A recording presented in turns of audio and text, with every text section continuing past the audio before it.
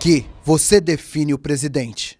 Bom dia a todos e a todas. Vamos dar início ao primeiro debate do PED 2013 entre os candidatos à presidência nacional do PT. Marcos Sokol. Marcos Sokol é membro do Diretório Nacional e economista com livros e estudos publicados sobre vários temas. Integra a corrente O Trabalho do PT. Ainda jovem, participou das mobilizações de seu colégio na luta contra a ditadura militar, foi preso e torturado pelo DOI-CODE. Ajudou a reconstruir o DCE livre da USP.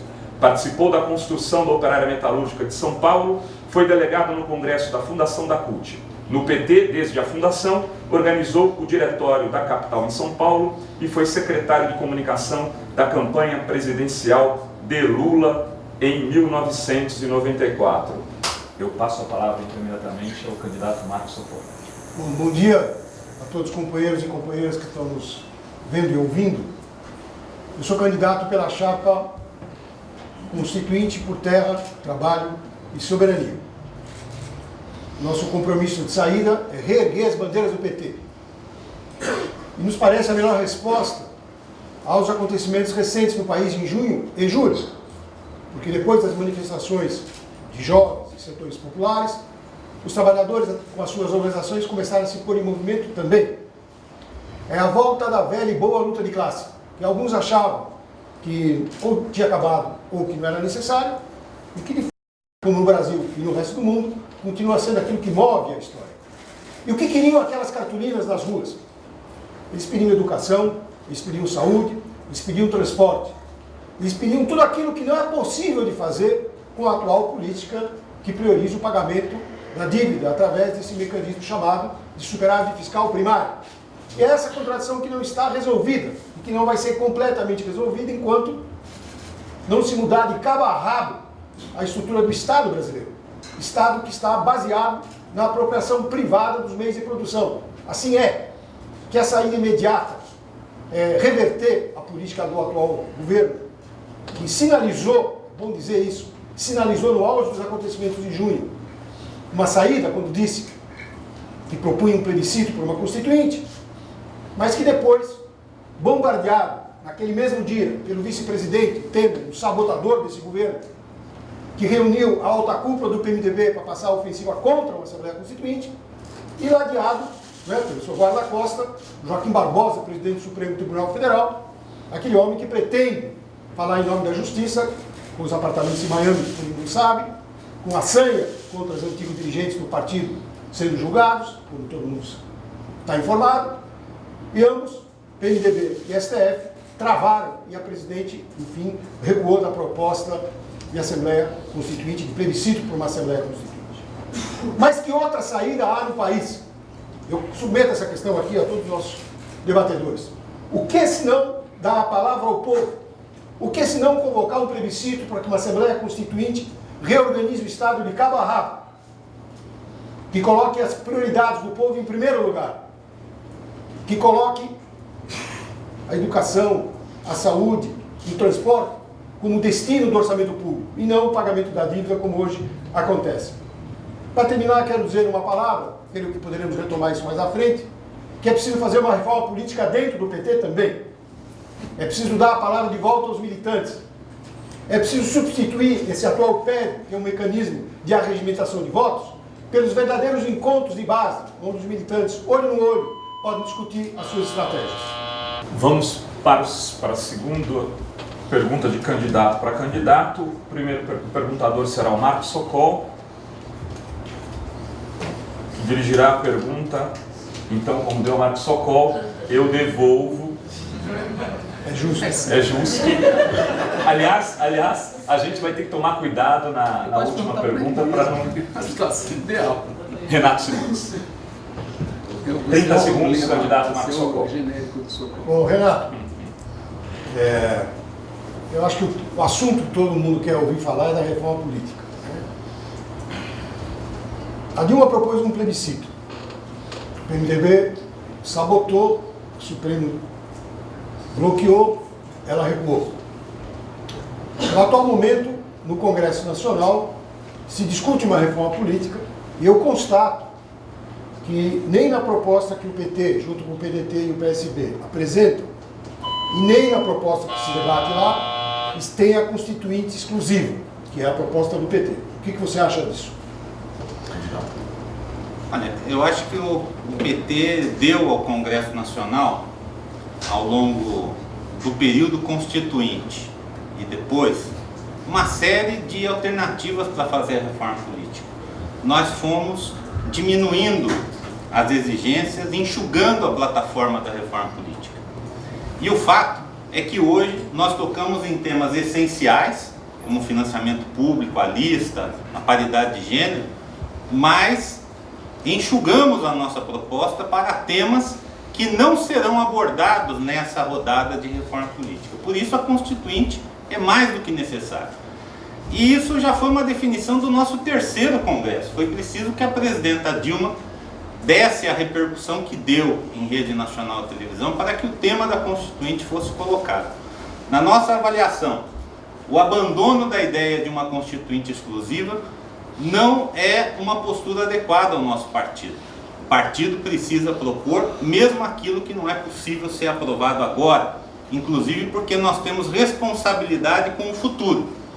Mas o plebiscito, que deve ser objeto de um projeto de decreto legislativo da nossa bancada, ele deve conter como questão fundamental a ideia de convocação ou não de uma Assembleia Nacional Constituinte exclusiva para a reforma política, abrindo dessa forma a possibilidade de nós discutirmos o conjunto do sistema político.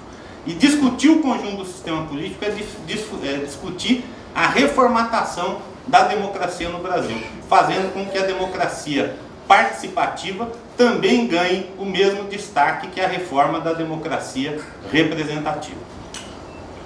Obrigado. Bom, a conclusão que eu tiro disso, presidente Rui Falcão, se nós todos estamos de acordo, vamos saber até o final do debate,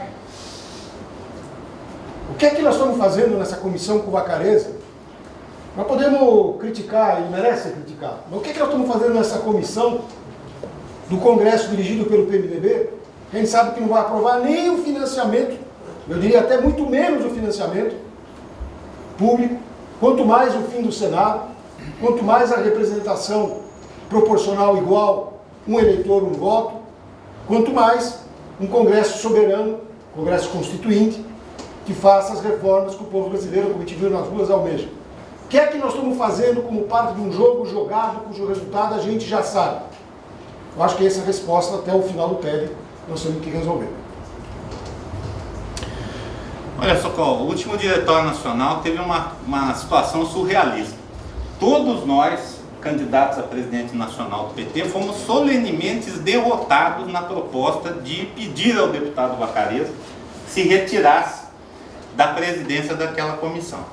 Todos nós poderíamos falar aí talvez de uma crise da democracia representativa do PT, porque nós não conseguimos todos juntos convencer o Diretório Nacional da importância de dar nitidez à proposta do PT de invalidar o resultado desta comissão política em função da bandeira do plebiscito, da Constituinte e da reforma política já.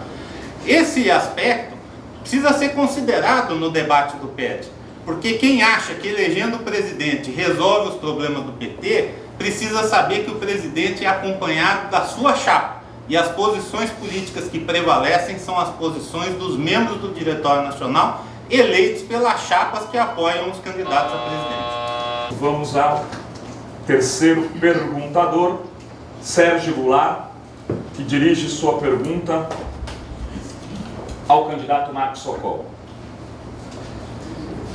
Socorro, você tem falado permanentemente em reforma do judiciário, reforma do Estado, em medidas protecionistas que o governo brasileiro precisa tomar. Isso não é uma posição um pouco incompatível com a defesa que nós fazíamos historicamente no PT da luta contra o capitalismo e o Estado dos capitalistas e a Revolução Socialista? Olha, eu reivindico aqui a Rosa Luxemburgo, uma das fundadoras do movimento socialista moderno, né? Grande revolucionária alemã, polonesa e alemã. Disse a Rosa Luxemburgo, na luta interna do Partido Social Democrata Alemão, há um século, mas eu acho muito atual, que não faz reforma quem tem medo de revolução. E sobra para os revolucionários o combate para fazer as reformas. O que eu constato no nosso país é que está difícil achar, Sérgio, reformista disposto a fazer reforma. O que eu tenho visto é um discurso que não corresponde a uma prática. E não me parece que a maneira de superar essa contradição é mudando de assunto. Passar a falar de uma revolução que, como nós sabemos, na ausência de órgãos de poder construídos pelos trabalhadores nas ruas, não é factível, pelo menos essa semana. E ao contrário, se o Partido dos Trabalhadores, mais das organizações da sociedade brasileira representativas, a CUT, o MST, setores populares de outros partidos que existem e têm sensibilidade para esse tema, colocassem na ordem do dia a luta pela reforma do Estado de cabo a rabo, nós abriríamos o que no mercado se chama uma janela de oportunidade, que eu chamaria mais propriamente de um ponto de apoio para a centralização de todos os oprimidos desse país, para fazer as reformas de fundo, aquelas pelas quais Lula foi eleito, que nós sabemos que até hoje as de fundo não foram feitas. Concordo plenamente com o São Paulo que está cada dia mais difícil encontrar um reformista que lute por reformas. Aliás, os reformistas têm feito contra-reformas no mundo inteiro, inclusive aqui no Brasil. Só que a Rosa Luxemburgo falava de reformas no sistema social, na vida das pessoas, de conquistas para impor ao Estado. Já o Lenin escreveu um pequeno livro chamado O Estado e a Revolução para dizer que o Estado dos capitalistas é irreformável. Então a luta por reformas me parece que não tem nada a ver com a luta por reformar o Estado. Isso parece mais uma posição gramsciana ou eurocomunista de reformar o Estado que oprime os capitalistas, os trabalhadores. Na verdade, o que nós precisamos é uma reforma de fundo, uma reforma que varra esse Estado e reconstrua o país segundo a vontade da maioria. E isso tem um nome que chama-se Revolução Social, socialista, que está na origem do PT. Bom, companheiros, o que eu queria dizer é que no mundo que a gente vive, como que nós vamos fazer a Revolução Socialista? Esse é o nosso objetivo, não há nenhuma dúvida. Não é verdade que tivesse inscrito como tal no programa de fundação do PT, o que era, entre outras, uma debilidade. Mas o programa do PT tinha virtudes suficientes para que a gente se jogasse na construção dele, e 30 anos depois, eu, pelo menos, não me arrependi. Isto dito, no mundo real, no Brasil, um homem não vale um voto, nem uma mulher. Isso significa que nós temos uma instituição que é o contrário da democracia. Esse Congresso Nacional, onde os estados menos populosos, de base agrária, têm um peso superdimensionado. Já era assim, isso vem do Império, mas foi aprofundado pela ditadura. E a burguesia paulista, burguesia sem vergonha, subordinada ao imperialismo, não quer estabelecer democracia no Brasil. Por isso ela prefere governar com o Estado de São Paulo subrepresentado. Ela prefere que o voto do eleitor de São Paulo não tenha peso, porque ela teme as reformas que o voto urbano possa introduzir. E essa reivindicação, como uma reivindicação democrática da Revolução do século XVIII, que no Brasil não foi feita, continua, na minha opinião, na ordem do dia, e é um ponto de passagem para o socialismo.